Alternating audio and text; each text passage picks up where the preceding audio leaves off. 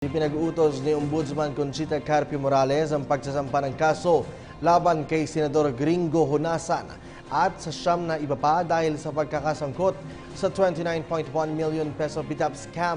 Sa isinagawang investigasyon ng Ombudsman na pag-alaman na naglabas ang Department of Budget and Management noong 2012 ng 30 milyong piso bilang bahagi ng Priority Development Assistance Fund ni Senador Honasan para pondohan ang small and medium enterprises at livelihood projects ng mga Muslim Filipinos na naninirahan sa National Capital Region at Zambales.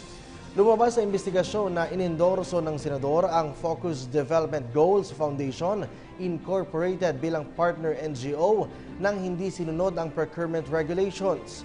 Paulit-ulit ding inilipat ang pondo ng gobyerno sa naturang NGO na nagresulta sa pagkawala ng pondo.